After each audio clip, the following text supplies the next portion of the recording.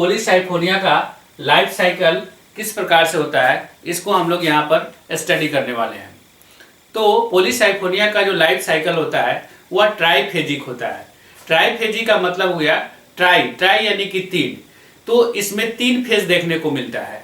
एक फेज जो होता है वह हैप्लॉयड फेज होता है और दो फेज जो होता है वह डिप्लॉयड फेज होता है।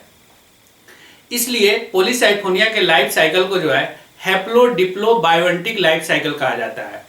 हैप्लो डिप्लो बायोएंटिक लाइफ साइकिल का मतलब ये हो गया, हैप्लो यानी हैप्लॉयड फेज, डिप्लो यानी डिप्लॉयड फेज और बायोएंटिक, बाई का मतलब दो, यानी कि दो डिप्लॉयड फेज और एक हैप्लॉयड फेज, यानी टोटल तीन फेज देखने को मिलता है। इसलिए पॉलीसाइफोनिया के लाइफ साइकिल को जो है हैप्लो डिप्लो बायोएंटिक लाइफ साइकिल कहा जाता है। ये सब कैसे होता है इसको हम लोग डायग्राम से समझते हैं। पॉलीसाइफोनिया का जो प्लांट होता है वह टेट्रा स्पोरोफाइटिक होता है। टेट्रा का मतलब होता है चार, यानी कि यह ऐसा प्लांट है जो चार स्पोर्स को बनाता है। अब ये सब कैसे होता है सो देखिए, ये जो है पॉलीसाइफोनिया का प्लांट है। पॉलीसाइफोनिया का प्लांट जो है ये डिप्लॉयड है। अब इस पॉलीसाइफोनिया के प्लांट जो थैलस है, इस थैलस के ऊपर जो है टेट्रा स्पोरेंजिया का फॉर्मेशन होगा। स्पोरेंजिया क्या होता है? जो स्पोर्स को बनाता है। टेट्रा यानी कि चार, तो ये जो है सो स्पोरेंजिया जो है ना चार स्पोर्स को बनाने वाला है। तो अब इस स्पोरेंजिया के अंदर क्या होता है? मियोसिस डिवीजन होता है। मियोसिस डिवीजन होने से क्या होता है कि जो डिप्लॉयड होता है वह टेट्रा स्पोर, टेट्रा यानी कि चार स्पोर्स का, चार हैप्लॉयड स्पोर्स का फॉर्मेशन हुआ। अब इस चार स्पोर्स में से दो स्पोर्स जो होंगे जर्मिनेट कर कर मेल थैलस को बनाएगा और दो जो है वह फीमेल थैलस को बनाएगा, क्योंकि पॉलीसाइफोनिया में मेल और फीमेल थैलस अलग अलग होते हैं।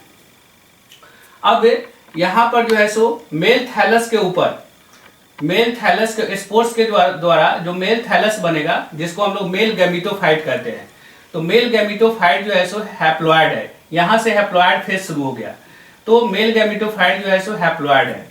मेल गैमीटोफाइट उस प्लांट के ऊपर, मेल थैलस के ऊपर मेल रिप्रोडक्टिव ऑर्गन स्पर्मेटेंजिया का फॉर्मेशन होगा। और मेल रिप्रोडक्टिव ऑर्गन जो स्पर्मेटेंजिया होगा यह भी हैप्लॉयड है और इसमें मेल, यह जो है मेल रिप्रोडक्टिव मेल गैमेट्स स्पर्मेसिया को फॉर्म करेगा। स्पर्मेटेंजिया जो है सो क्या करेगा? स्पर्मेसिया को फॉर्म करेगा। अब स्पर्मेसिया जो है यह मेल गैमेट्स हो गया। इधर जो है सो जो स्पोर्स होगा उस स्पोर्स के द्वारा जो है फीमेल थैलस बनेगा, यानी कि फीमेल गैमीटोफाइट का फॉर्मेशन हो, डेवलपमेंट होगा। ये जर्मिनेट कर कर स्पोर जो है सो, यानी कि यह स्पोर जो है जर्मिनेट कर कर फीमेल थैलस को बनाएगा, जिसको फीमेल गैमीटोफाइट कहा जाता है। फीमेल गैमीटोफाइट के ऊपर जो है so female reproductive organ carpogonia का डेवलपमेंट होगा। अब इस कार्पोगोनिया जो है, कार्पोगोनिया के द्वारा जो है फीमेल गैमेट एग का फॉर्मेशन होगा और ये एग जो है सो क्या होगा? हैप्लॉयड होगा। अब यहाँ पर मेल गैमेट्स का फॉर्मेशन हो गया, यहाँ पर फीमेल गैमेट्स का फॉर्मेशन हो गया। तो मेल गैमेट्स स्पर्मेसिया जो है वह वाटर के द्वारा जो है सो, वाटर के माध्यम से यह एग के पास पहुंचेगा और इस यहाँ पर स्पर्मेसिया और एग दोनों का फ्यूजन होगा। दोनों के फ्यूजन के प्रोसेस को हम लोग फर्टिलाइजेशन कहते हैं।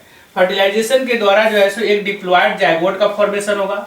अब ये डिप्लॉयड जाइगोट जो होगा वह जर्मिनेट कर कर एक डिप्लॉयड कार्पोस्पोरोफाइट, एक प्लांट को डेवलप करेगा और वह प्लांट जो है सो कार्पोस्पोरोफाइट कहलाएगा।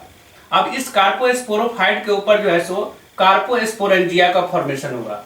अब यह कार्पोस्पोरेंजिया, स्पोरेंजिया जो स्पोर बनाने वाला होता है, अब यह भी डिप्लॉयड है। अब इस कार्पोस्पोरेंजिया के द्वारा जो है सो कार्पोस्पोर्स का फॉर्मेशन होगा। यह कार्पोस्पोर भी डिप्लॉयड होगा। अब यह कार्पोस्पोर जर्मिनेट कर कर फिर एक डिप्लॉयड पॉलीसाइफोनिया के थैलस को फॉर्म कर देगा। तो यहाँ पर हम लोग देख रहे हैं कि इसमें पॉलीसाइफोनिया के लाइफ साइकिल में तीन फेज देखने को मिल रहा है। एक यहाँ से जो पॉलीसाइफोनिया का जो थैलस है, जो टेट्रा स्पोरेंजिया, यहाँ तक जो है सो एक डिप्लॉयड फेज चल रहा है। ये डिप्लॉयड फेज एक हो गया। फिर उसके बाद इसमें मियोसिस हुआ, तो मियोसिस से जो है सो यहाँ से हैप्लॉयड फेज शुरू हो गया। तो टेट्रा स्पोर जो बना वह हैप्लॉयड है। टेट्रा स्पोर से लेकर ये गैमेट्स बनने तक का जो प्रोसेस हुआ ये हैप्लॉयड फेज हुआ, क्योंकि इसमें सभी हैप्लॉयड है।